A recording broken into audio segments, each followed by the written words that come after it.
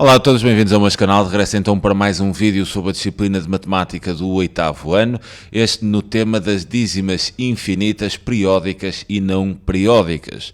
O exercício que temos é o seguinte: considera o conjunto A, que é dado por estes números, 3 13avos, raiz quadrada de 1000, raiz cúbica de 1000 e ainda π menos 3,14.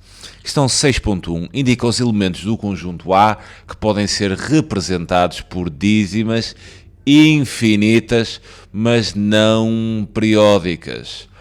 Bem, como é que nós podemos identificar essas dízimas infinitas não periódicas? Deverão saber o seguinte: para termos dízimas infinitas, mas as dízimas infinitas podem ser dois tipos, podem ser periódicas ou não periódicas. Aqui estão a questionar sobre não periódicas. Não periódicas, certo? Estas dízimas infinitas não periódicas só podem sair de dois tipos, dois casos diferentes. O primeiro é se tivermos raízes, mas cuidado, nem todas as raízes serão dízimas infinitas não periódicas. Cuidado, por exemplo, eu vou apresentar aqui alguns casos. Se eu tiver raiz quadrada de 4, reparem que raiz quadrada de 4 é exatamente igual a 2, não é?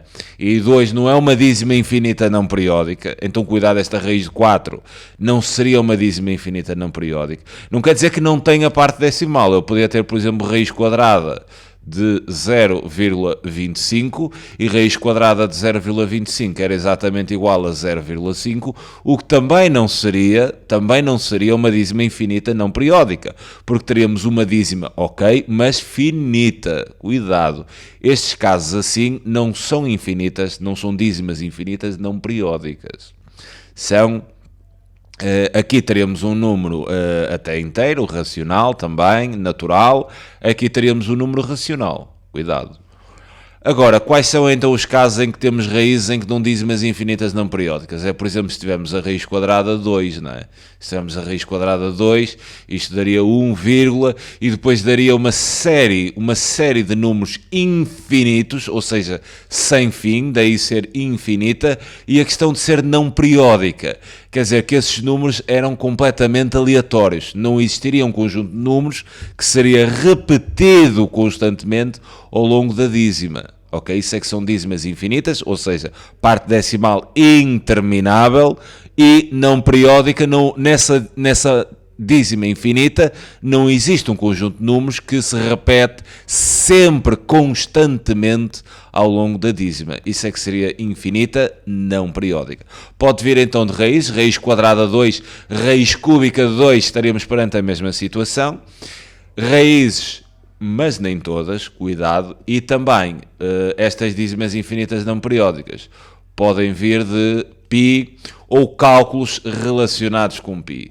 Por exemplo, ter π daria uma dízima infinita não periódica, ou, por exemplo, π mais 1 também daria uma dízima infinita não periódica, ou 2π também seria uma dízima infinita não periódica. Isto seriam tudo dízimas infinitas não periódicas. Quando é que um cálculo com π pode não ser uma dízima infinita não periódica? Se tivessem exclusivamente algo deste tipo. Por exemplo, π menos π. Se eu tiver π menos π, eu estou a subtrair dois números iguais, que daria 0. Obviamente não estaríamos perante uma dízima infinita não periódica, estaríamos perante 0, que seria um número inteiro, também racional. Ou então, se tivermos, por exemplo, 2π a dividir por π, né? Se multiplica e divido, isto seria exatamente igual a 2, o que também não seria uma dízima infinita não periódica. Ou seja, se vocês fizerem um cálculo e o π desaparecer, então não é. Se o π continuar sempre lá, estarão perante uma dízima infinita não periódica. Olhando para estes números e respondendo já à questão 6.1, 3 13avos, bem, não é raiz e não tem π. Ok, este não pode ser. Raiz quadrada de 1000. Teriam que fazer o cálculo da raiz quadrada e perceberiam que daria uma dízima infinita não periódica. Então aqui já seria raiz quadrada de 1000. Raiz cúbica, bem, há raízes, né? Se há raízes, pode ser, não quer dizer que o seja, pode ser. Então calcularíamos raiz cúbica de 1000. No entanto, raiz cúbica de 1000 é exatamente igual a 10. E se é igual a 10, não é uma dízima infinita não periódica, então este não seria. E depois temos aqui π menos 3,14. Bem, π é suspeito, não é? Poderá ser.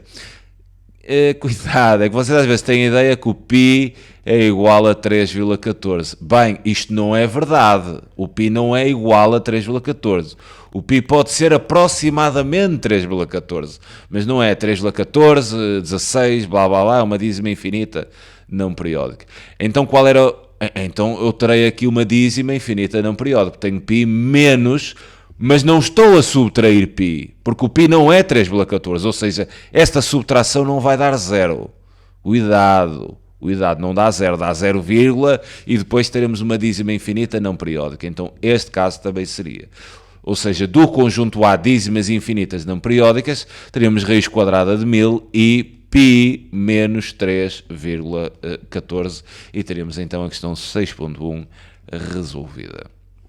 Depois, quanto à questão 6.2, dizem-nos o seguinte: indica a dízima infinita periódica. Bem, cuidado, aqui já querem a dízima infinita, mas periódica.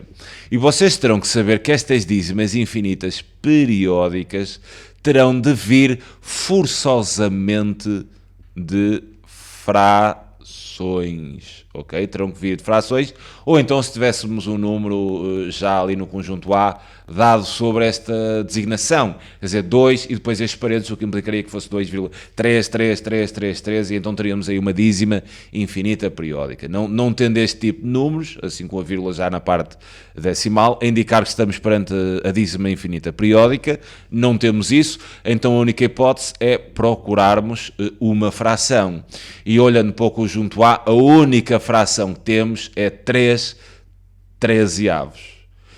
Então teremos que pegar em 3 13avos, identificar a parte inteira e também o seu período. Como é que fazemos isto? Através do algoritmo da divisão. E então vocês vão fazer a divisão pelo algoritmo de 3 por 13.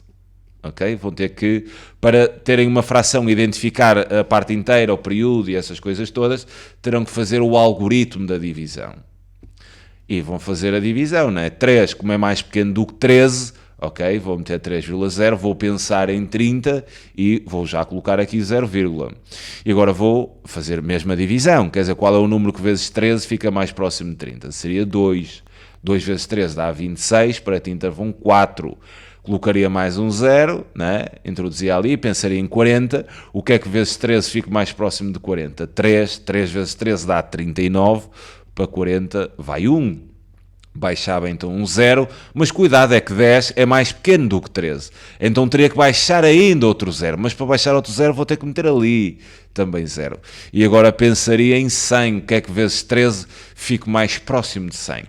Bem, será 7, né? 7 vezes 13, 7 vezes 10, 70, 7 vezes 13, 21, 70 e 21 dá 91, e então colocaria 7, reparem que o 8 já passava, porque 8 vezes 10 seria 80, 8 vezes 13, 24, já daria 104. Então tem de ser o 7, 7 vezes 13 dá 91, para 100 vão 9, então baixaria aqui um 0, colocaria 90, e agora o que é que vezes 13 fica mais próximo de 90? Seria então o 6. 6 vezes 10, 60, 6 vezes 3, 18, o que obteria então 78. 78 para 90 são 12, não é?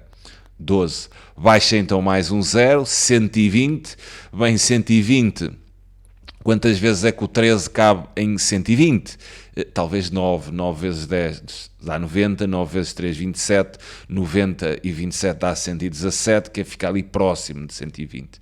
Então 9 vezes 13 dá 117, 117, o que sobraria então 3, baixaria o 0, 30, né? 30 seria 2, e cuidado, agora vai retomar isto tudo, porque 2 vezes 13 dá 26, para 30 vão 4, o que seria o 0, e reparem, agora vai dar tudo o que estava aqui, né?